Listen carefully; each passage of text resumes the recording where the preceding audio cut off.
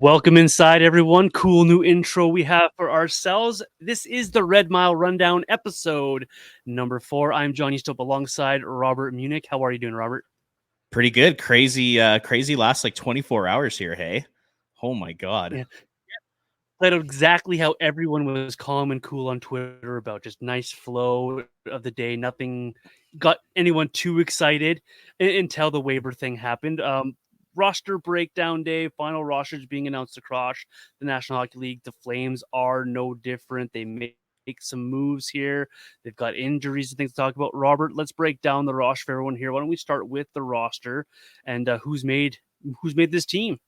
Well, just as we all expected, a young forward was claimed on waivers that the Flames put there, and it was Cole Schwindt, not Jakob Pelletier.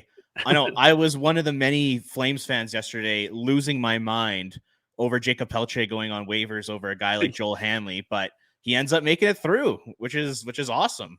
Because I mean, we'll talk more about Pelletier in the show here, but okay, we'll go into the roster quickly. So you got all your big guns, all your NHL guys that we all knew were going to make the team, and then in terms of the fringe players who were going to make it. You got Kevin Rooney as the fourth line center. Sam Honzik made it. Adam Klapka and Matt Coronado are all in the NHL roster to start the season. And the Flames also put Yegor Sharangovich on IR because he hurt his, they're calling it a lower body injury. So he's out week to week. So Sam Honzik takes his place on a line with Andrei Kuzmenko and Nazem Kadri, which is super intriguing. So that's awesome. And then on defense, it's the six that they've been going with pretty much throughout training camp, along with Tyson Barrie and Joel Hanley. They have 8 defensemen to start the season. I know, John, you're not a fan of that, and quite honestly, neither am I. Not a fan. And then in nets, we have Dustin Wolf and Dan Vladar. Devin Cooley sent to the minors. He also cleared waivers today, which is great news because I know both you and I are pretty high on him, and I know I was personally, I was pretty concerned that he was going to get claimed, but instead the Anaheim Ducks, they decided to claim James Reimer instead of Devin Cooley. So, which really is interesting in and of itself. For sure. I mean, yeah, they end up going with the veteran guy instead of the young up and comer, which was an interesting decision by them. But yeah, so no, we're set to go. We're ready to go for tomorrow night when the Flames take on the Vancouver Canucks. So I'll throw it to you. Why don't we start talking about some of the guys who made the roster, kind of on like the fringe there, some younger guys. Why don't we start with Sammy Honzik, because he's going to be on the line with Kadri and Kuzmenko, which is that's pretty incredible. I mean, if you told me at the very beginning of training camp after the Penticton tournament that Sam Honzik had, that he was going to be starting on a line with essentially your 2 best offensive players, I would have been like, you're insane. You're nuts. Yeah, I'm absolutely in the same boat here. It's interesting too that he just gets here, have Sharangovich's spot too. It's not, here's your third line role. Let's see how you roll. Let's see if we can put you up the lineup here. It's, here you go, kid. You're with the top 2 guys of our team here. We want you to play power play time as well. And he gets thrown right into the fire. And this is a direct result of his hard work, of his coming to camp with the right mentality and taking advantage of the opportunities that he was given by the Flames, by Ryan Huska, and running with it. He earns this position just by his hard work. Sure, the injury to Sharangovich helps him get elevated in the roster, but he deserves 100% to be on this roster, leading the scoring in the preseason. All these hurdles, and from stardom Penticton to now, all he's done is elevate each and every game of what he's done for the Calgary Flames, taken on a little bit more, done a little bit more, been a little harder on pucks, and has really shown why Craig Conroy took him in that loaded draft where a lot of people were bemoaning that pick when it was made, myself included. I'll put myself in that category. But this is what you wanted from Honzik. This is exactly what you want from your young first-rounded drafted players. You want them to come into camp, make your life difficult in decision-wise, and to put themselves in a position to be where Sam Honzik is right now.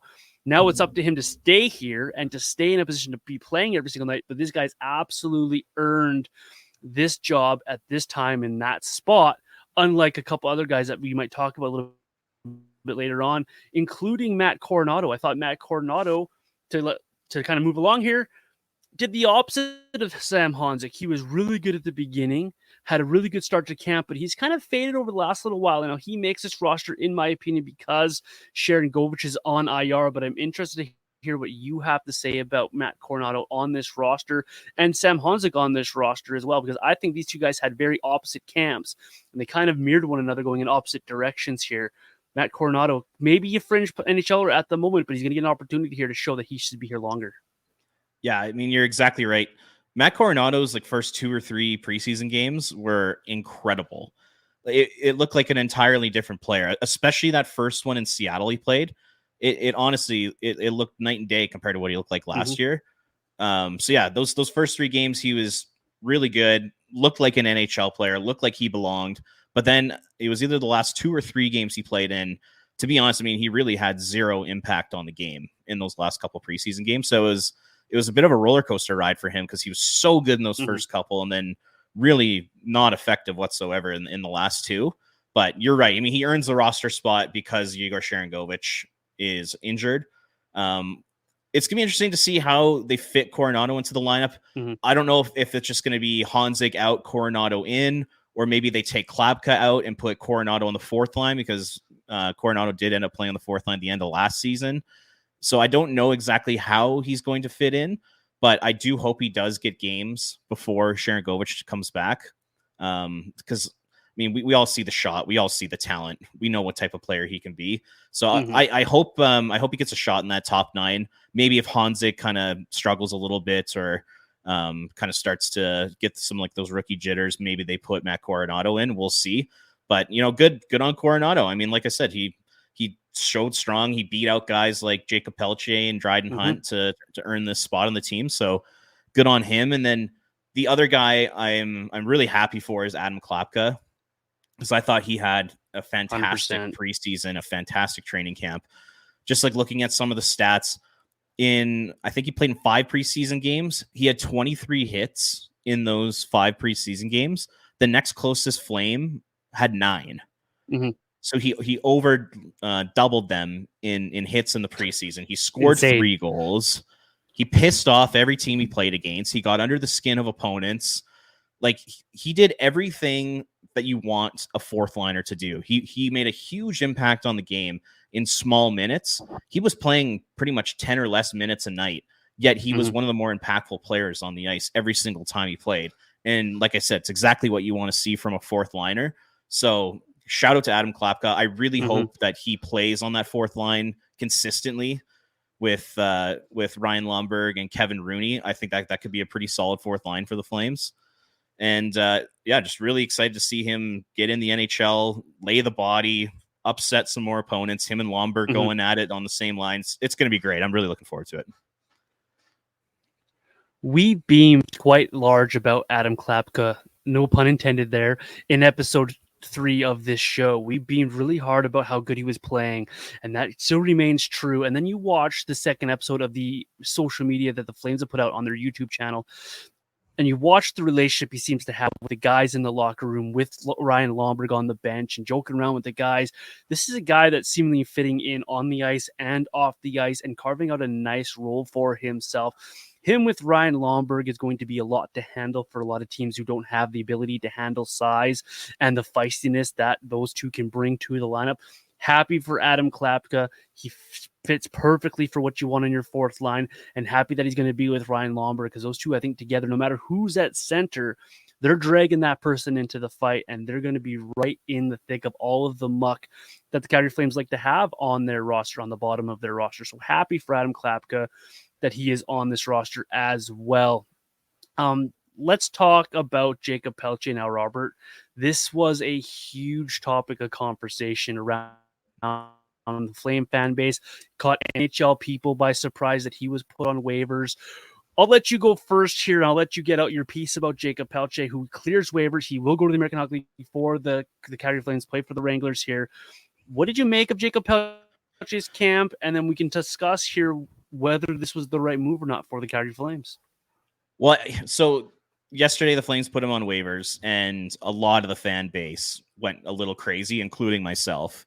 And it wasn't because Flames fans thought that he deserved to be on the opening night lineup, because he absolutely did not. To be quite honest, Jakob Pelletier was arguably the worst forward who was in contention for a spot in the opening night lineup on the whole team. So I wrote about this at Flames Nation yesterday, and I broke down kind of both arguments as to whether or not it was a good idea to put Pelletier on waivers. So in the camp where it was a good idea, and he did not deserve to make the team, just here are some numbers just to kind of put in perspective how bad he was. So the Flames, they had 16 forwards play 40-plus minutes in all situations in the preseason. Pelletier, he was the only forward not to record a single point. Literally every other forward, every one of those 15 guys recorded a point. He didn't. He was last in individual expected goals. He was tied for last in shot attempts. He didn't block a shot. And then when it comes to like the analytics, like the underlying numbers, among those same 16 forwards, he had the worst goals for percentage. The Flames were outscored 3-1 while he was on the ice, which is the worst on the team.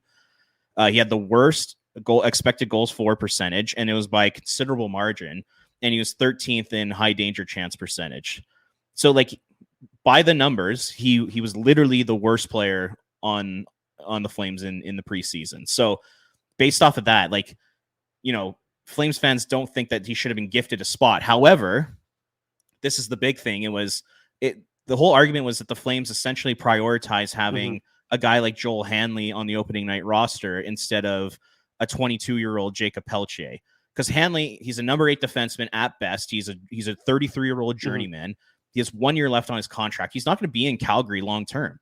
Like there's no way he's here beyond next season with all the defensemen they have in their system. So they're keeping a 33-year-old guy who's not going to be on the team long term over a young guy like Jakob Pelletier, who you risked losing on waivers for nothing. That's what Flames fans were pissed off about. I don't think there was a single Flames fan out there who genuinely thought Pelletier deserved to be on the opening night roster, like in Vancouver.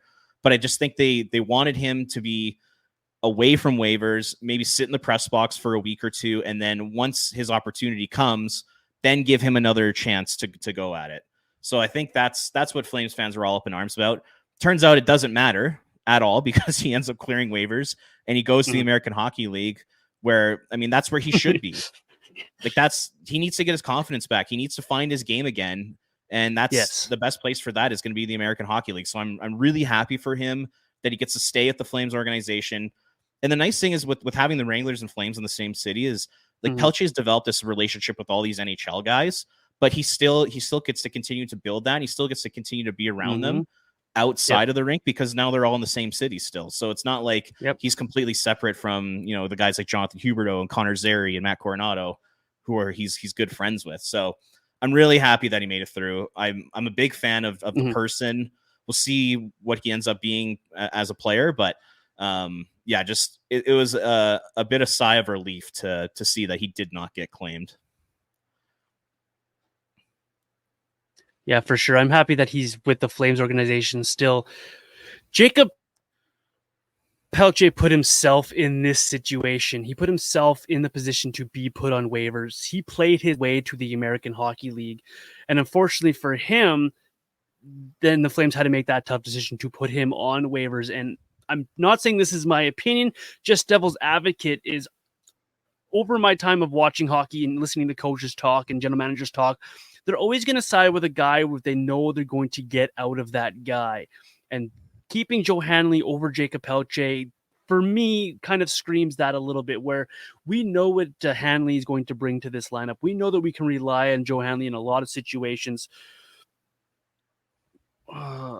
We know that Jakob Pelletier still has a lot to go here. So I think this was a little bit of just the Flames going, We should we're going to go with the guy that we can rely on a little bit here. And your audio is like really starting to cut out. Let's stop for a sec.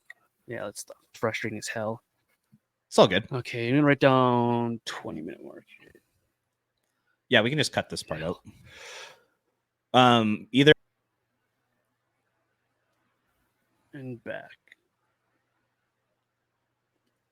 Yeah, Jakob Pelletier played himself in this position. He played himself to be placed on waivers. He played his way to the American Hockey League, which is unfortunate for both him and the Flames that they had to make a tough decision.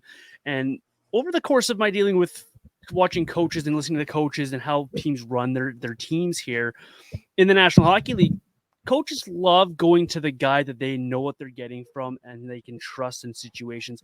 And I think that's where Joe Hanley had the upper hand over Jakob Pelletier. They weren't sure what Pelletier was bringing to the lineup every night. They weren't sure what they were going to get out of that guy, but they know for a fact that they can put Joe Hanley into the lineup in a situation and he's going to be fine. And he's going to do what he needs to do in that spot in the lineup. And so I think that's where the Hanley thing comes into play for me for the Calgary Flames and Jakob Pelletier. I don't love the 8 defenseman thing that we'll get into in a little bit here, but I can see why the Flames made the move. Now, not the move I would have made, but that's me in a different situation. But Jakob Pelletier really has only himself to blame for being in this situation. And then it comes down to the Flame fans. Well, Flame fans, roster management and asset management is going to be different than what Conroy or Huska. If they don't believe there's value there from this guy, then they're going to move on from the guy. And then unfortunately, that's the cutthroat side of the National Hockey League and being a hockey player. You got to be better. You just got to be better if you're Jakob Pelletier. Yeah, there's no denying that. He really was. He struggled a lot in the preseason. And like when I'm thinking about the Joel Hanley move from last season, like picking him up on waivers, I guess now it almost feels kind of unnecessary by the Flames to do that because he did have that additional year on the contract.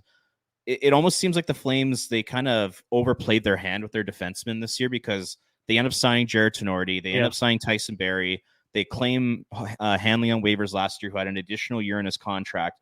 All of a sudden, you have these 3 additional veteran D-men that now are taking up roster spots on the NHL, and probably more importantly, are now going to take up roster spots in the AHL because you have those 6 young defensemen down there, and you're probably not going to want to sit veterans like guys like Tenorti and Hanley if he does end up going down. You're not going to want to sit those guys a whole heck of a lot. So it almost seems like the Flames, they kind of overplayed their hand with the defenseman. But just one more thing I just want to point out with Pelletier.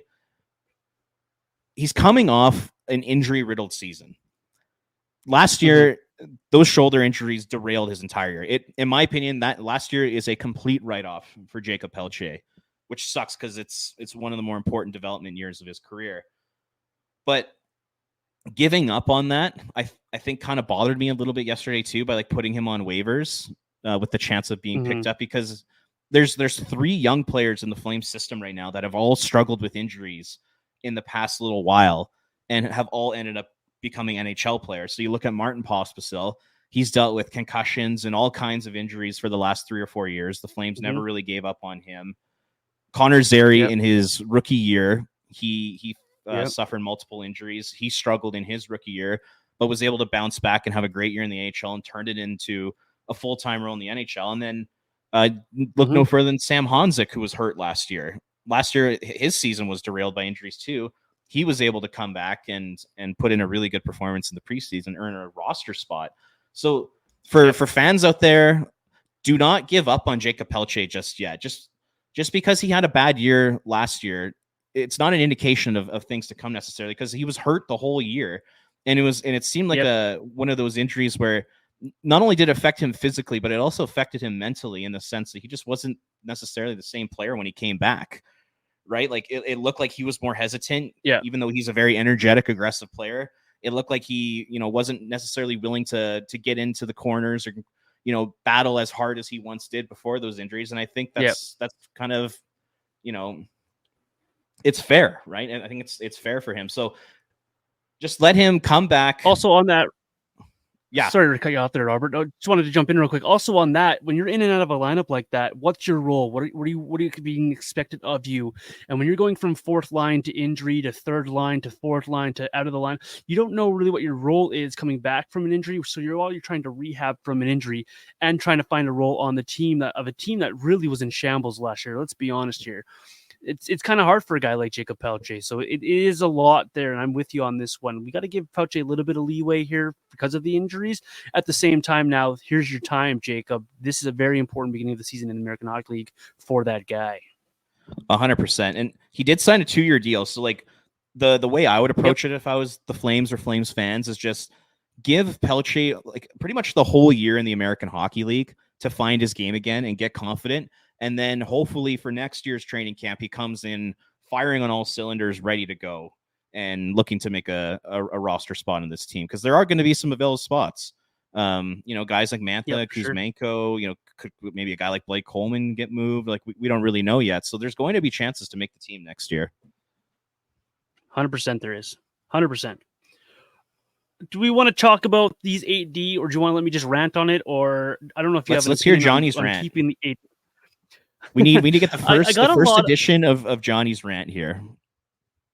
Well, someone would call it a second after what I went off on Huberto the other episode, but the 8 defense doesn't make a lot of sense for me in a lot of ways. That the third goaltender doesn't make a lot of sense to have on your NHL roster. You're looking at playing time, you're looking at rotations, you're looking at a whole bunch of different things, different factors here. The 8D in both the American Hockey League and on the Flames right now, it looks good come playoff time where you want all these defensemen. But at the beginning of the season where you're trying to give these guys opportunities to prove themselves, opportunities for these kids to grow and have an opportunity and a path forward, an 8th defenseman, veteran defenseman like a Joe Hanley on this roster and a Tyson Barrie on this roster, one feels redundant because you don't need 2 of these number 7 defensemen. And 3, and for a second point is, these kids at the American Hockey League are still trying to push for these jobs. What happens if Solovyov gets off to a hot start in the American Hockey League? There's not even a call-up spot for him to be in on this roster. You're going to have 9 defensemen on that roster.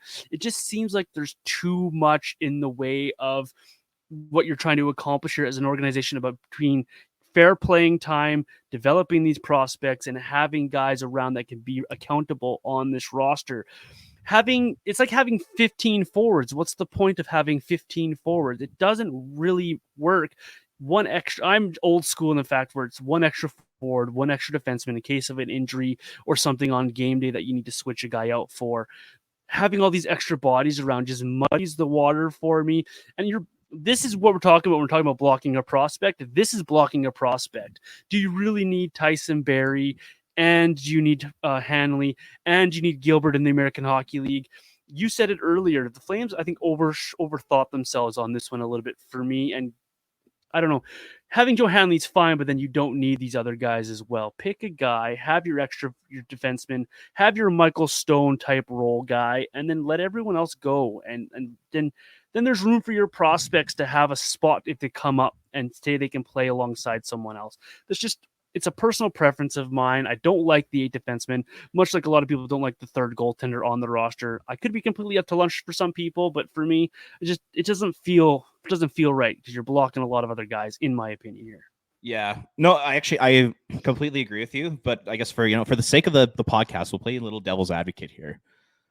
I guess if you want to look at it from another perspective, honestly, like having Joel Hanley as the number 8 doesn't really have much of an impact on the NHL team. I mean, I can't really see him getting in the lineup. And then, throughout training camp, I didn't really think any of the younger defensemen showed that they should start in the NHL. I think a lot of the younger guys show that they, eventually will become NHL players. Like I could see a guy like Solovyov being a number 6. I could see Grushnikov playing, Brustevich playing, but I didn't think they were quite ready just yet to start in the NHL. Fair. So I don't know if necessarily Hanley's gonna block them just yet. And the thing is, if they do want to call up one of those young D, all they have to do is just put Hanley on waivers and just send him down to the American League. Because you're not really going to be upset if you lose him on waivers. So it would be interesting to hear from Craig Conroy and Ryan Huska why Hanley is on the NHL roster right now. But in the grand scheme of things for this season, I guess I don't really think it will have that much of an impact on things. But if say in the AHL, say a guy like Solovyov or Grushnikov, they do show like they're dominating down there and they need to play in the NHL, and they don't call them up because of a guy like Hanley or Tyson Barrie, then I think that's when Flames fans should really kind of question what the heck is going on right now. But I would just say, maybe point. For this point of the season, having Hanley there, I mean, it's almost just like a who cares, right? Yeah, fair enough. I just want you, it's all about message sending as well as your roster construction as well. Trying to toe a line here, it can't be an easy thing for a general manager to do when they're trying to make these rosters up, and the head coach here making these rosters up. If they're undeniable, you got to let these guys play. Hanley's not undeniable for me. And if you put him into the American Hockey League, you risk again blocking another guy that could be in that position. Got to toe the line here a little bit, but I think they overthought it. You have all of these guys on your American Hockey League roster. You have your Gilberts as well, and then you have your Hanleys and such in the National Hockey League. You're kind of making a log jam there for that 7, 8, 9 spot when you have these kids that you really want to see what they can do in situations here. It's all situational for me as well, right? Yeah. If these guys can go to the American Hockey League and you have a guy like Solovyov be undeniable down in the American Hockey League, I'm sure he'll push a guy like Gilbert down the depth chart. For example. Just make sure that there's a path here for your kids, and keeping it defenseman, like it just, for me, it's a little bit of a logjam right now for the Calgary Flames. And you just hope that these kids can take their opportunities and progress. We saw that with Brstevich throughout preseason. He took all the opportunities he was given and pushed past them and pushed forward, and was really, really one of the better defenders for the Flames in the preseason. So it's good to have these kids and give them these opportunities. Just don't block them at the end of the day is really what I'm getting at here. And it's a good point you made about message sending, because what the hell did Joe Hanley do in the preseason? Like, I barely even noticed that he was playing. Yeah, you couldn't tell me he was better than Brstevich. You couldn't tell me he was better than Grechnikov, Solovyov. Like, I don't even think he was better than Gilbert, to be honest, if I'm going to be completely honest. You don't remember Hanley playing in these preseason games, but you remember these kids. Totally. But kind of like going back to what I said, say Brstevich or Solovyov beat out Hanley, you don't want those guys as your number 8 in the NHL. You want them to play in the AHL, but 100%. 100%. I totally agree. But I think that's enough talk about Joel Hanley and number 8 defenseman in the NHL. You sure? I think so. I'm sure the people who are listening are also like, all right, move on, guys. Come on. Yeah, probably. One thing let's dive into. So the season starts tomorrow night in Vancouver. So we thought it'd be fun to do some predictions. Let's start with Calgary Flames specific predictions. So, you and I had talked before their episode. We each come up with kind of like 3 or 4 sort of fun, specific Flames predictions here. So why don't we start with you? Give us your first Flames prediction here. People are going to get sick of me talking about this guy. They really are. For 2 episodes in a row here, I've talked about drinking the Cooley Kool-Aid, and I'm going to continue to drink from it. So kind of a bold prediction for me as we keep this goaltender conversation keeps going up over and over and over. And people on Twitter are like, what do you see in this guy that we're not seeing? Go read Kevin Woodley and how he talks about Cooley and about what he brings to the table. Go listen to what Craig Conroy says about Devin Cooley. For me, at the end of the day, I'm predicting that Devin Cooley will be the majority starter for the Flames throughout this season. I think he'll play the most amount of games of the 3 guys, and that he'll take what people would call the reins of this team. I think that at the end of the day, Vladar will get traded, Wolf will be fine, but I think Devin Cooley will be the majority starter for the Flames. Starting off hot. That is hot. That is scalding hot. Now, are you saying that he's going to have the most starts throughout the entire season, or after Vladar is traded, halfway through the season? No, the whole season. At with that? The whole season. The whole season. Wow. I think Vladar will get a nice run at the beginning here, but I think Devin Cooley will take over and he'll be hot. Nice. I like it. I like it a lot. Yeah, as we all know on this podcast, I'm skeptical of Dan Vladar, and I'm a big Cooley guy, so I like that. I'll kick things off talking about some of the forwards. So I think Connor Zary is going to be in for a pretty big season. So last year he had 34 points in 63 games. So that's about a 44 point pace over 82 games. And this year, I think he's going to be in like 55, even pushing 60 points this year, especially if he sticks on a line with Michael Backlund and Blake Coleman. I thought that those 3 showed a ton of chemistry in the preseason. If you go and look at some of the underlying numbers, Connor Zary was by far and away the Flames' best player in the preseason. And then there's also that element of the power play. So today at practice, Connor Zary was actually on the first unit, replacing Igor Sharangovich. And who said that 2 episodes ago? John Easthope. John Easthope predicted it, and it came true. So he was on the first power play unit.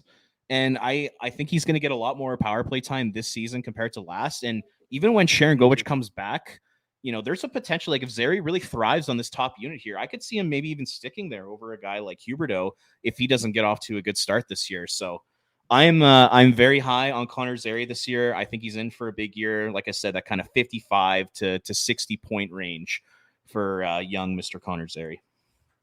I love that one so much. I'm a massive Connor Zary guy, as anyone who follows me knows. Love that for him. Love that he's on power play one. Yes, the Sharon Govich injury probably opened that door, but at the same time, Connor Zary's got to be the one to walk through that door, and he gets the first crack at it. So looking forward to seeing that. And I'm going to go on the train here for my next one of the trade train and the Flames kind of retooling on the fly here. I think there's going to be a team in the National Hockey League, say the New York Rangers, who are going to get really desperate around trade deadline and are going to say, doesn't matter the term of the contract, doesn't matter what's left of the contract. We need this guy and we need help. I think the Flames get someone with term traded. So a Nazem Kadri or a Blake Coleman type of player is moved by the Flames by the trade deadline to a desperate team to help them with their playoff push. That's my next big one. I think this Flames rebuild is off to a good start. I think one more piece is about to go out the door, and I think it's going to be a guy with term. So that's what I'm predicting here for the Flames going over to the trade deadline here. I like that. I like that a lot. And, you know, guys like Kadri and Coleman, they are built for the playoffs. Coleman, man. We saw Coleman do it with Tampa Bay. I think Kadri is an absolute gamer. I know earlier in his career, he got into those suspension issues with Toronto, but he kind of turned that around in Colorado. And I think the nice thing about Kadri, and actually this kind of we'll kind of move into my next prediction here, but I think Kadri has shown in his first couple years with Calgary that he might be one of those players that ages really gracefully. Like, I mean, we haven't seen a drop off from in his play at all to start. So I could see a team maybe taking a risk on that. So I like that. So it kind of dovetails into my next prediction. And I know I've talked about these two guys on the show already, and I've been very vocal about them on social media. But I think Nazem Kadri and Andrei Kuzmenko are point per game plus players this season. So each of them either like a point per game at the very minimum, but they have to play together at 5-on-5 in order for this to happen. So I guess there's a little stipulation there. But I just thought at the end of last season, those two guys, they showed incredible chemistry together, whether it was on the power play, whether it was at 5-on-5, just the passes that they were making to each other, finding open passing lanes, like finding that soft space for Kuzmenko to find Kadri in the slot. Like they just made so many plays together. And at the end of the season, in their final 11 games, Andrei Kuzmenko, and this is like when they were put together on a line. Andrei Kuzmenko had 18 points in 11 games. Nazem Kadri had 14 points in his final 11 games last year. So they showed at the end of the 23-24 season that, you know, they can produce points together. Like these guys can be like a pretty elite duo in the NHL. So I have those two guys as point per game plus players this year. And how good they made that power play at the end of last season as well. I love that prediction. That's a really good one. And those two together, I think will do a lot more damage than some people might give them credit for as well. And that's not just saying points on the board. I think defensively, they're stronger than people will give them credit for. And I think they're going to have a really good season together. I like that one. This next one is probably my hottest take I have of the season. I'm going to drink the Kool-Aid from early in preseason here. I'm going to go off of recency bias maybe a little bit, but I think that we have a rookie who's ready to have a Monahan-esque type preseason and rookie season. He's just going to start nice and slow, and he's just going to build, and he's going to have himself a really fine rookie season. I think Samuel Honzek's here to stay. I think that he'll find himself a nice little home with his opportunity on the top line with Kadri and Kuzmenko, that he won't be undeniable up there, but I think he'll be good enough that they cannot move him down the roster, and they're therefore allowing other moves, say a trade of a Blake Coleman or something down the line here for the Flames to help fit him in and keep him going in the NHL. I think Sam Honzek's in for a good season, given the position he's been put in. I like it. I like it a lot. And the nice thing with Honzek too is that his game does translate to the bottom six. Yep. So even if Sharon Govich does come back and he gets put on that top line, Honzek can still keep his roster spot because he does have that skill set. But I really like that. And once again, I mean, we talked about Anthony Mantha last week, and if that signing was necessary, seeing a guy like Sam Honzek step up here and show that he can start in the NHL, it almost seems like a guy like Anthony Mantha is kind of redundant. So it's gonna be interesting to see how long he lasts in Calgary. Okay, I got two here, but I'll just do one of them because you already talked about trades. One of my kind of hot takes was that I think there are gonna be 4 players on the roster that they end up trading. Ooh, 4. Let's go with that one. Name some names. Come on, name some names. Are going to trade at least 4 players off their roster before the trade deadline. I think Andrei Kuzmenko is going to be one. I know there's been some talk recently about the Flames talking about the idea of re-signing him. I don't know if that makes sense long term. I mean, I love the guy's personality. I'm super high on him this year, but signing him to a 6 or 7 year contract with where this team is right now as a 29-year-old, I don't think that makes sense. If they could make it a 2-year deal with a ton of money, then sure, go right ahead. But a 6 or 7 year deal, I don't think that makes sense. So there'd be a guy like Kuzmenko. I think Mantha's gone. And then I think there could be like kind of a mix of guys like Dan Vladar, Tyson Barrie, Rasmus Anderson, Blake Coleman, Nazem Kadri. I think 2 of those types of players could be on their way out this year. So I think the Flames continue to stockpile draft picks, continue to stockpile prospects, and I see them making 4 moves this season. I love that. I love that a lot, actually. It's really easy actually to come up with 4 names when you list them all off like that. I don't have a 4th one, but why don't you give us your 4th one, Robert? We'll react to that one. Yep. That sounds good because this will transition nicely into our next topic. So my kind of bold prediction is that the Flames finish 22nd place or better this season, meaning that they will forfeit their first-round pick to the Montreal Canadiens and take the Florida Panthers first-round pick.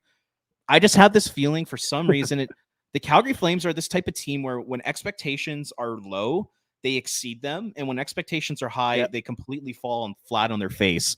And this is one of those seasons where literally nobody in the NHL is talking about the Calgary Flames. There are 0 expectations on this team.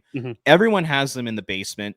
You watch kind of season preview podcasts or you watch analysis on TV. Literally nobody is talking about the Flames. Like I was watching the Spit and Chicklets season preview for the Pacific Division. They talked about every team for 15 to 20 minutes. They talked about the Flames for 5 minutes. It's like that's like kind of what's going on right now. So I think they're totally under the radar. Expectations are low.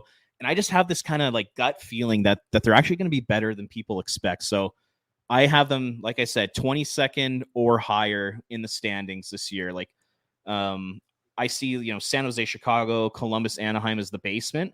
And then there's like this mushy middle of like 10 to 12 teams.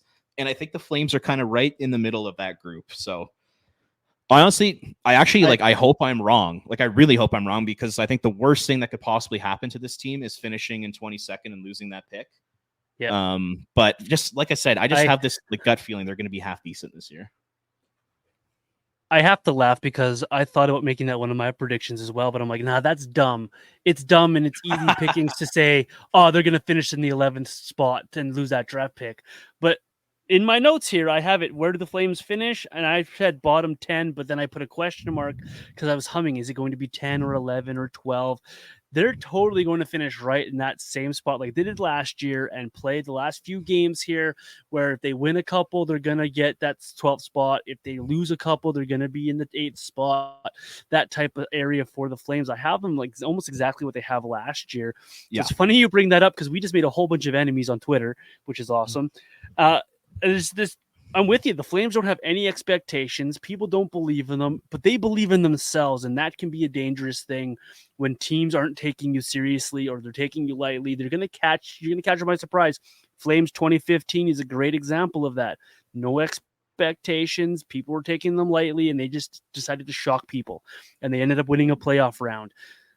I'm not saying this team's going to make the playoffs, but I think we're in for a little bit of peak sadness here for this roster with this team. They're good enough that they can win these hockey games, but they're not good enough that I think they're going to be a playoff team. They're going to be competitive, and that could be a scary thing if you're wondering about those draft picks like you laid out there, Robert. 100%. Okay, so you said you had them kind of close to where they were last year. What record do you think they're gonna put up? I have them at exactly 500.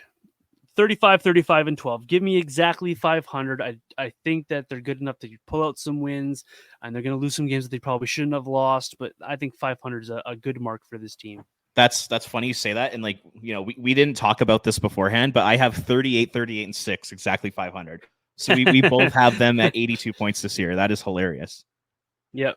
So, okay, so we have them at 500. It's not going to be good enough to make the playoffs, and it's going to be right on that edge of losing that first round pick. So it's that's going to be interesting to see how that all plays out. If they finish there, Robert, they better hope for some draft lottery luck. Because if the draft lottery luck goes their way and they can vault themselves into that top 10, then that pick is still safe. It's just don't finish in 12th spot and then have no lottery luck. That'll be peak sadness. 100%. That's a good point made by you. And, I think like what we could end up see happening is between the start of the season and the trade deadline, I could really see the Flames being in the mix for a wild card.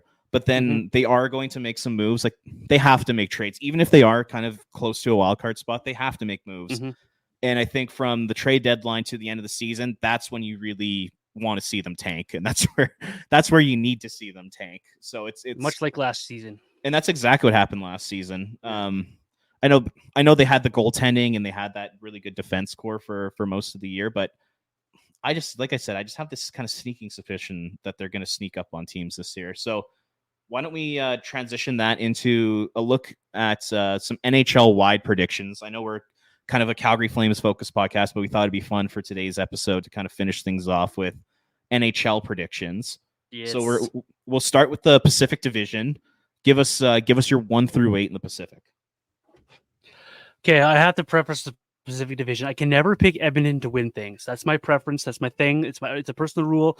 So I'm going to put Vegas to win the division and Edmonton second just because of my one rule, but I think Edmonton might win the division here. And then I think Vancouver's going to have a good season.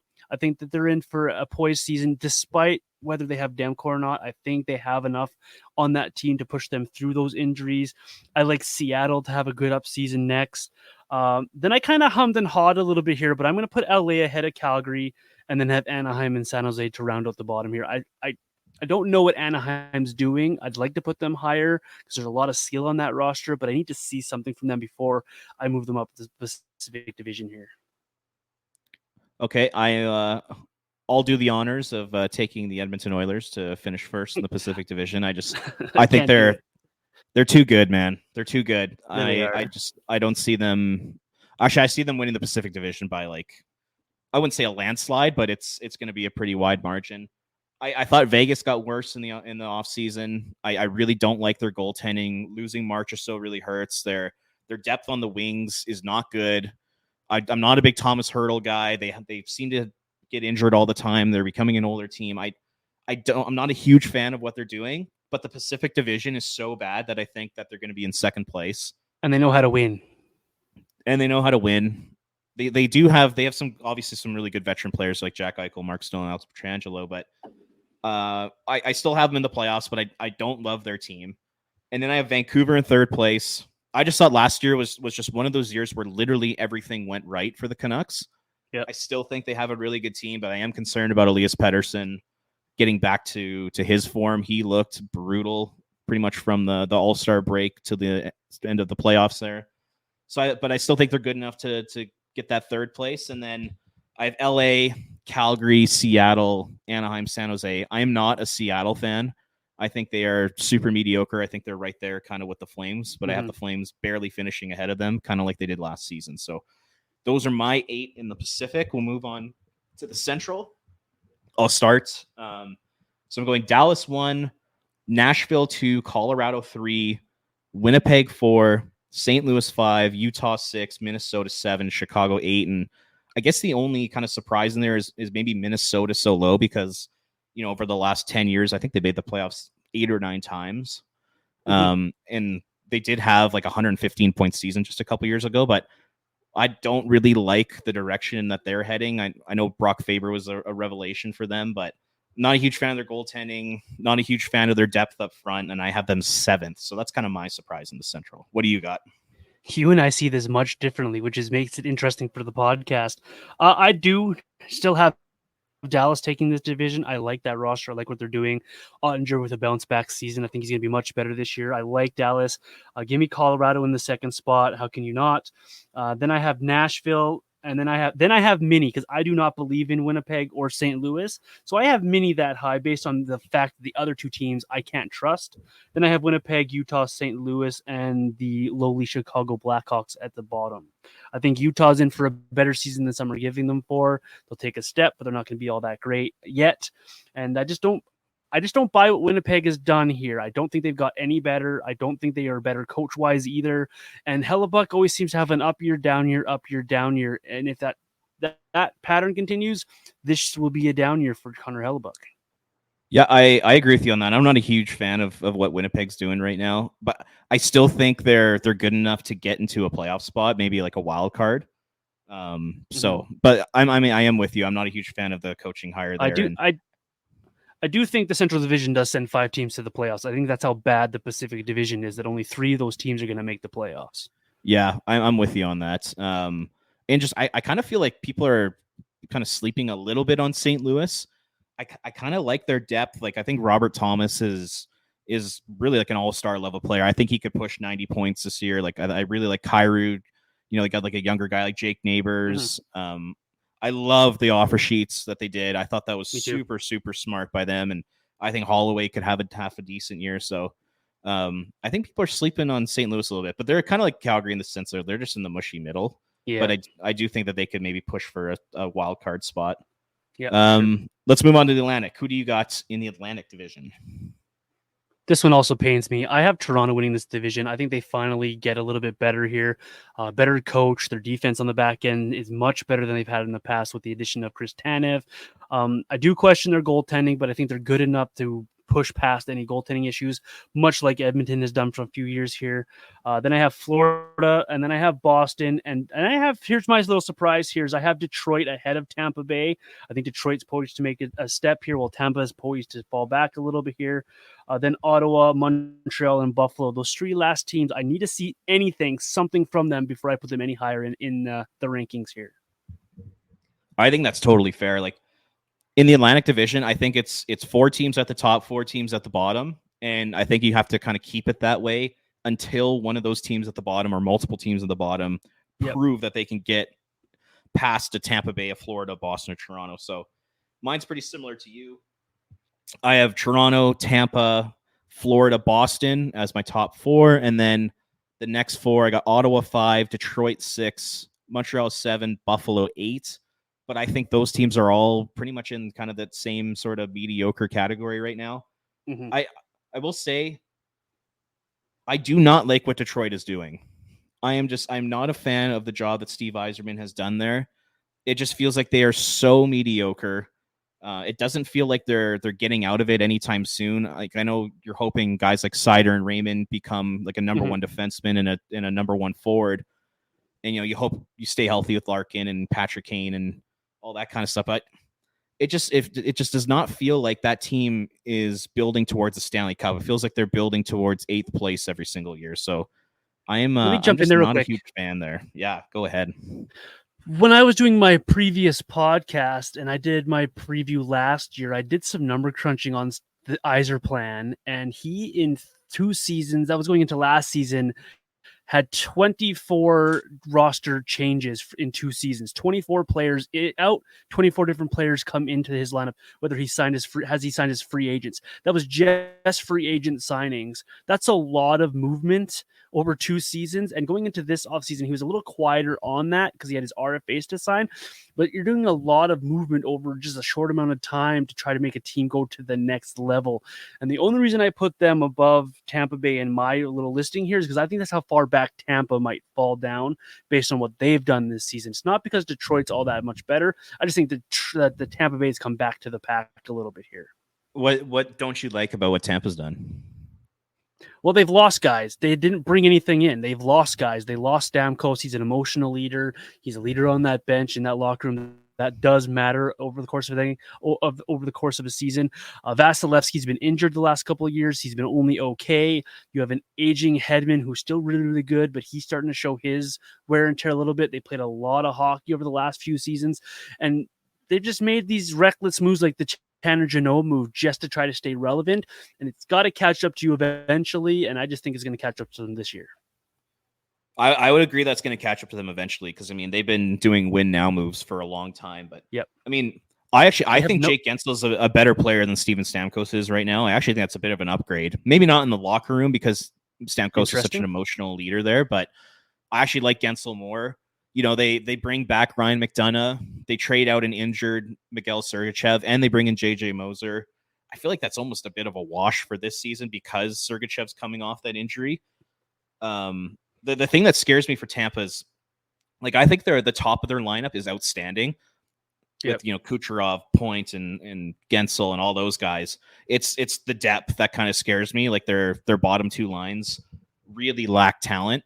Their bottom defense pairing, I believe, really lacks talent. So, you know, the big boys are going to have to step up and essentially carry that team this year. But I still think those guys, they're so good. They're so talented that I still think they're going to be kind of in that playoff mix. And like I said, with Vegas knows how to win. So does Tampa Bay. So I'm fully prepared to be wrong on this take of them being that far back, but they know how to win, but can they get it done? That's my only question. For sure. Okay. We'll go to the Metro. Give us your Metropolitan Division standings. All right, Metro. I like this division. This one should be a fun, competitive division for me. I like the Rangers to win the division again. I think that's a really strong team. I think they've got the best goalie in the league at the moment. I'm going to put Carolina there until they prove me otherwise. I know they lost a lot of guys, but that's still a team that knows how to win. Everyone's buying the New Jersey Devils Kool-Aid. I'm going to put them third in this division. I also then have Washington, and then there's a nice little mix of teams where I'm not sure where to put them, so I put them in order of how I like them. Philly, Pittsburgh, and the Islanders. I don't like the Islanders. They've just got older again and just repeating what they've done the last, decade. And then, unfortunately, I have the Columbus Blue Jackets in the rear there. Just a tough offseason for the Blue Jackets. Going to be a tough season for them as they're trying to figure out a couple of things here. Yeah, no, that is definitely fair. My Metro, so I'm with you. I think the Rangers come out on top. I think they're built to win the Stanley Cup right now. Love the goaltending, love the defense. Good high up end talents in the forward group. I think the thing that could put them over the top is Lafreniere becoming like a point per game guy. Maybe a guy like Kako stepping up and becoming a second overall pick type player that he should be. That could really propel them. But I digress. Second, I have New Jersey. Just with the addition of Jacob Markstrom, I think that's just going to be absolutely massive for them. And then hopefully they stay healthy this year. But I think that they could really actually push for a spot in the Stanley Cup final. I'm going to have Carolina third. I didn't really like their offseason. I mean, just take a listen to some of the players they lost. They lost Jake Guentzel, Brady Shea, Brett Pesce, Teuvo Teravainen, Evgeny Kuznetsov, Stefan Nosen. I mean, that's a lot of talent that they're losing out on. And they didn't really replace it with all that much. I mean, they brought in Sean Walker and Jack Roslovic. Like, it's not great. So I do see Carolina taking a step back, but I just think they're so well coached and they play such like a hard-nosed system that's tough to play against. I think they finished third. And then I got Washington 4, Pittsburgh 5, Islanders 6. I just do not like the Islanders, and I think they're bound to take a step back at some point just because they're so old. Yep. Philly 7. I thought everything went right for Philly last year. You know, they were like in a playoff spot for the majority of the season, and just when you take a look at the roster, that's not a playoff team. So I see them taking a step back, and then, like you said, Columbus 8. They'll be in the basement of the standings this year. Unfortunately, it's been a horrific offseason for them, but you know, hopefully everyone's okay down there and everyone can fight their way through it. Because you're right, just absolutely brutal offseason for them. Yeah. I'm just kind of curious. Just want to get your thoughts on the Capitals. What do you make of them heading into this season? Because I mean, they were probably the busiest team in the offseason. They were busy, but a lot of those moves for me are deck chairs. They're just shuffling deck chairs around. They're bringing in guys to bring in guys. Like, what's the plan for the Capitals long-term here? Is just to get Ovechkin that goals record? Are they actually interested in winning hockey games? I don't know. They brought in guys that are just going to fit around Ovechkin again, and they're going to keep doing the same thing. I think this is a mediocre hockey team. I think they're putting a lot of faith on a young goaltender who had a nice season last year in Lindgren. Can he repeat what he did? What's behind him? Those are question marks as well. Not in love with the coaching staff that they have there either. This is just for me a mediocre team who's really just trying to do one thing, and that's get Ovechkin that goal scoring record. I don't know if this is a playoff team. I really don't. I know they squeaked in last year, but remember they had that massive minus 30 something goal differential, and they were a playoff team, and they can't repeat that. And I think that's exactly what they're headed for, is repeating that type of season again. Just I don't think it's going to be good enough. That's fair. I mean, based off last season, I don't think they showed enough to prove that they're a playoff team. But one of my hot takes this year is I actually think Washington's going to be pretty good. And I really like the additions they made. I actually think they got significantly better, especially on D with Chychrun and Matt Roy. And then you add Dubois. I mean, who knows what Dubois you're going to get? If you get the engaged Dubois, that is a massive win for that team. But if you get the... When was the last time we saw engaged Dubois, though? Winnipeg. It's been a while. But if you can get that like 60-point guy who's just an animal, like just a beast to play against, I mean, that could be huge for them. And I like the Mangiapane trade for them. I think I'm a big Mangiapane fan. And, you know, they add like a guy like Duhaime and Jacob Vrana kind of as depth pieces. I don't know. I just have this feeling that they're going to be a pretty decent team. We'll move on to award winners.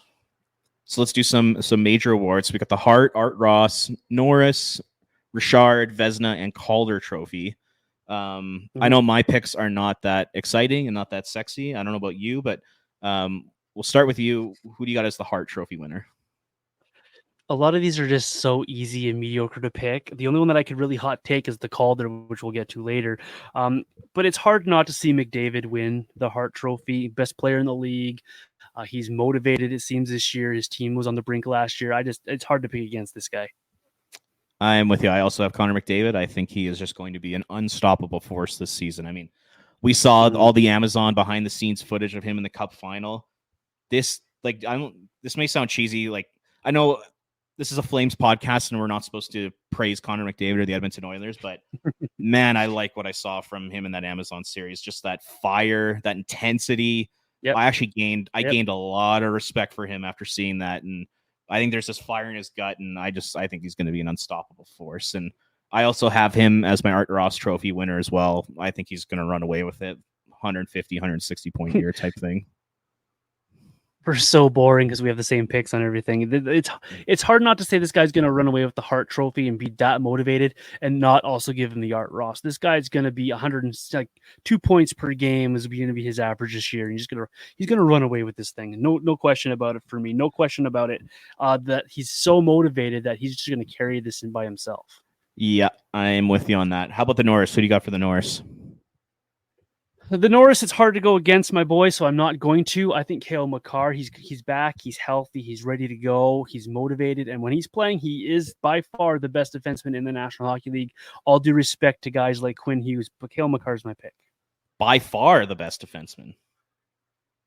Yes. Hopefully no Vancouver Canuck fans are listening to this, or else they're going to destroy you online. Well, I said all due respect. This is one of my, I guess, more interesting ones. I got Miro Heiskanen winning the Norris this year. Love it.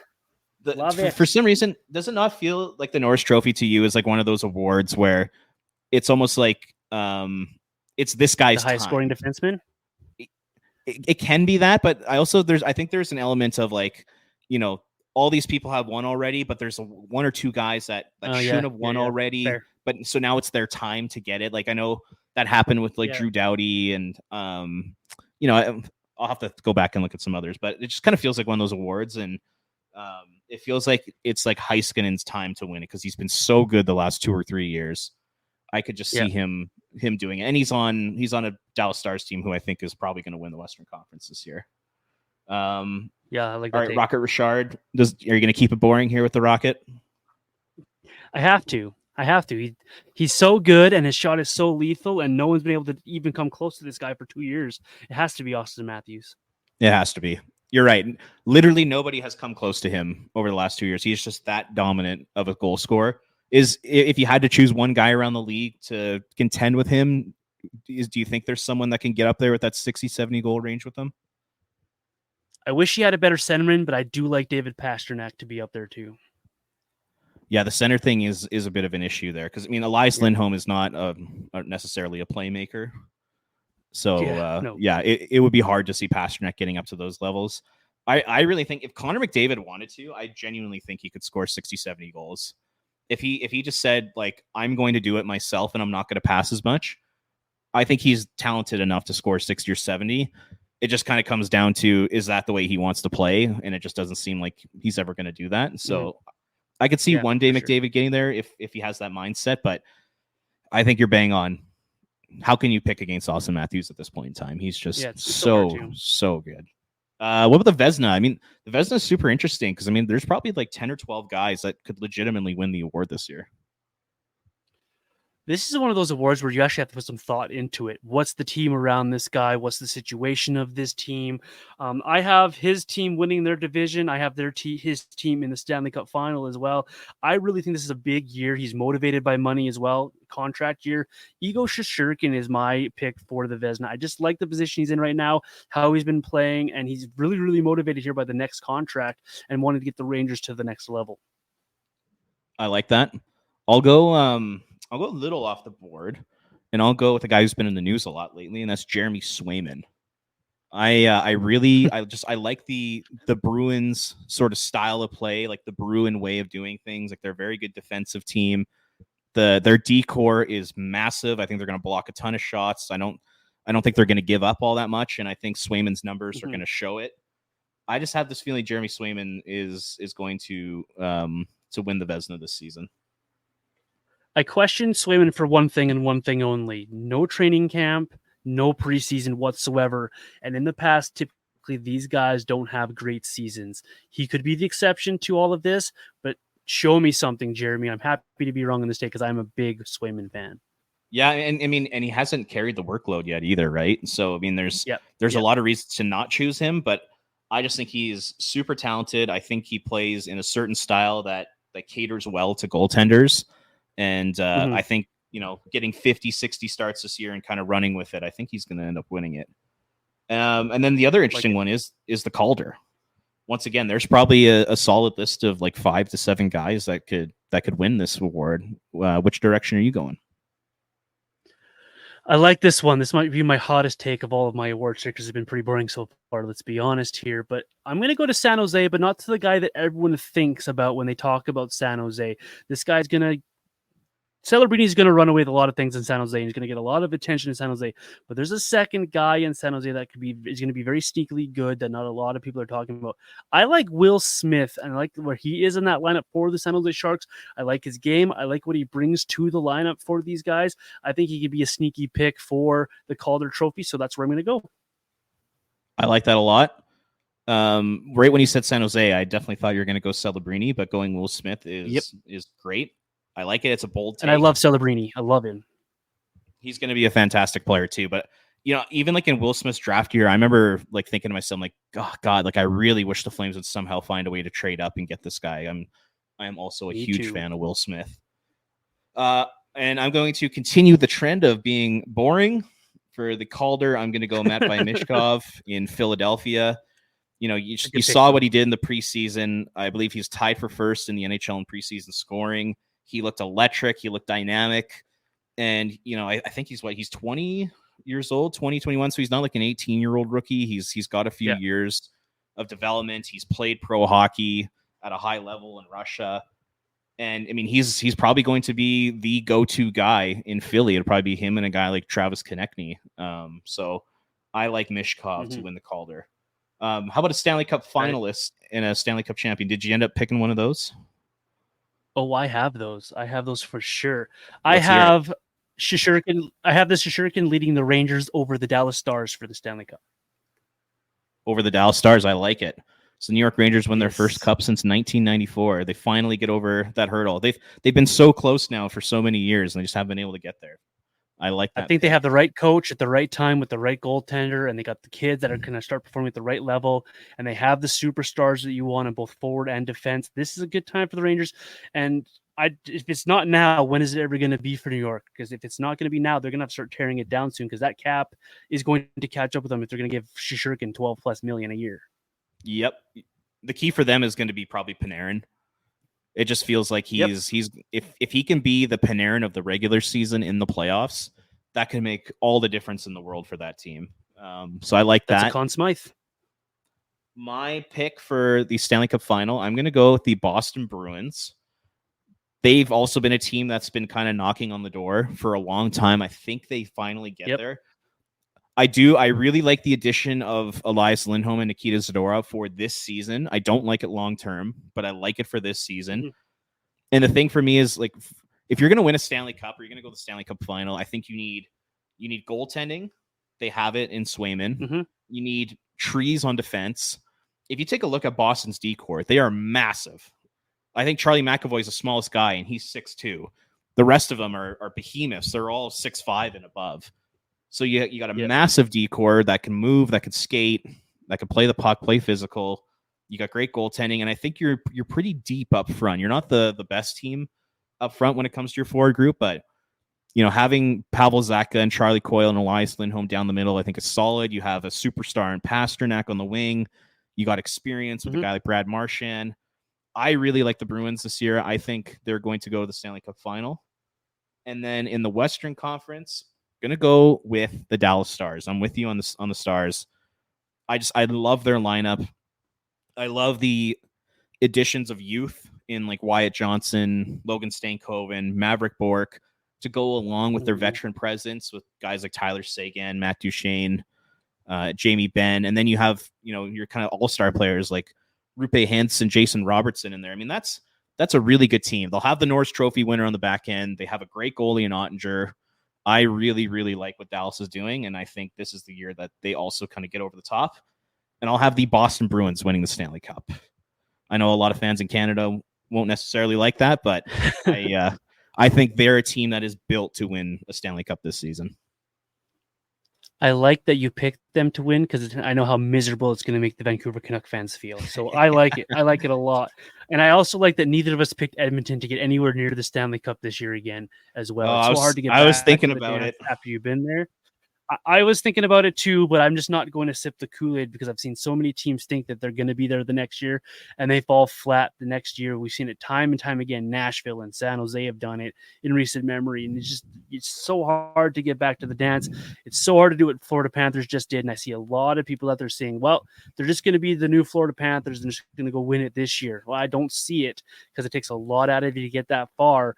And if I'm going to be completely honest, I still hate that Edmonton D-corps, and I still don't know what they have behind Stuart Skinner in goal, because if they lose anybody on that back end or in goal, that's your season right there for you. There's nothing behind that. You can have all the forwards you want, but come playoff time, you can never outscore your problems. Just go ask the Washington Capitals. Until they figured out their back end, they were 1-and-dones and 2-and-dones in the playoffs until they finally figured out, hey, we could use a defenseman or two to help us in our quest to make the Stanley Cup final. So I just couldn't do Edmonton this year. Yeah, that's fair. I mean, in all fairness, I mean, Vegas, they went to the Cup final, then they ended up winning. Florida went to the Cup final, they ended up winning. So it is like a little bit of a trend. But I mean, last season, the season went so far into June. The Oilers barely had an off season. Like, these guys have barely had time to recover. Their whole team was hurt. So I could see them getting off to a bit of a slow start. And I'm with you on the defense there. I'm not a huge fan of their D-corps. Love their top pairing of Bouchard and Ekholm. I think it's probably one of the best in the NHL. But defense 3 through 6, 3 through 7 is pretty ugly there. I am not a huge fan of what's going on. So, and just so other fans don't think we're picking on them, if you go the other side to the Florida Panthers, I don't have them making it out of the first round this year. They've played a lot of hockey for 2 seasons. They've depleted their lineup a little bit here. That they're going to be a fine team to watch and play, but come playoff time, I think they're going to fall flat early in the playoffs, just based on the fact of how difficult it is to continually be a successful NHL team over and over and over. No, I think that's fair. We're up a little over an hour here, but I just want to ask you one kind of final Flames question. Yep. Are you excited for this season? Yeah, let's do it. What do you think is going to happen this year at the Calgary Flames? Kind of give us your initial thoughts and feelings as to what the Flames are going to be as we head into tomorrow night when they take on Vancouver. I like this team, and not for the fact that I like them, that they're going to be this amazing team that's going to go win all these hockey games. I like how they've built this roster, the fact that this is going to be, whether they win or they lose, I think we're in for a team that's going to compete every shift. That is the standard that Ryan Huska set from day one of training camp, even before that in Penticton. That's the standard he sets, and he holds these guys accountable. We see in this YouTube program the Flames have been putting out here. Sorry, the name escapes me. The Chase. That's what Huska demands. The Chase, thank you. That's what he lays down to these guys, and all these clips we're seeing is just to be competitive, compete. It's painted on the tunnel above when these guys come out of the locker room is compete, and I think that's what we're going to see from the Flames. Whether they win or they lose games will be a different story, but they're going to be a competitive group, a fun group, and with certain guys in the lineup like Lomberg and Klapka that we've talked about, they're going to be a hard out because they're going to be a tough team to play against. There are a lot of question marks still for the Flames to be answered, like what is Huberdeau, what is Mantha, what are these rookies long term? Can Zari repeat last season? But I think it's going to be a lot of fun to watch this team regardless of the results. I wonder where you're at with this team. Yeah, it's interesting because, I mean, they're in a rebuild and it looks like they're going to be in the mushy middle. Yet I am like genuinely excited for this season. I think there's going to be a lot of like fun things to watch. Like watching Andre Kuzmenko and Nazem Kadri together all season. I'm really excited about that. I'm excited to see the step forward that young guys take, like Connor Zary, Martin Pospisil, Sam Honzig, Matt Coronado, Adam Klapka, just kind of watching them grow and develop. I think that's going to be fun. You know, can Yegor Sharangovich, can he get back to being on that 30 goal pace? I know because he's going to miss time, he's probably not going to get to 30, but can he score at that pace again? Like, you know, can Michael Backlund defeat Father Time once again? Can Blake Coleman continue to grow and develop his game, you know, coming off a 30-goal season? Then on the points, you know, I think Mackenzie Weegar and Rasmus Anderson are two really good players, but I'm also excited to see, you know, what the hell is Daniil Miramanov? What can we expect from this guy? We have no idea. Kevin Ball, we really don't have an idea. I think he's going to have a great year, but we don't know. Can Jake Bean step up? You know, does Pahal end up being a mainstay? You know, and then in net is probably gonna be the most fascinating thing. Can Dustin Wolf prove that he's an NHL goalie? You know, what's going on with Dan Vladar? Is he a career backup or can he be a starter? Is Cooley going to step up and play? Like, man, like there's so many storylines following this team, and then on top of that, you have all the potential trades that are going to happen this year. So, you know, like I said, for being a rebuilding team, being in the mushy middle, I've actually like very excited, and I'm actually more excited for this season than I have been probably for the last, well, more excited this year than I was for last year. And then kind of going back to when the Flames were rebuilding in 2013 to kind of 2015, this is probably the most excited I've been going into a season in a rebuilding stage for the Flames, because there's just a lot to watch, a lot of storylines, a lot to consume. It's going to be super, super interesting. I'm looking forward to it. And I'm excited that there are 3 games to watch before we are on the next podcast. So that's very much exciting as well. Finally, gameplay to talk about. Finally get to see all the things we talked about in action. Robert, before we go here, tell the folks what they're looking for on Flames Nation and where they can find you and your work. Yeah, go on Twitter. I'm at Ring of Fire CGY. I post all the highlights during the games and some articles at flamesnation.ca. So be sure to follow me for lots of Flames content. And I'm Vintage Johnny 84 on all your social media platforms. Don't forget as well that you can follow the show at can't even talk now, at Red Mile Rundown on all your social media platforms. Like, subscribe so you do not miss an episode of the show. We will see you all back here again next week. Enjoy the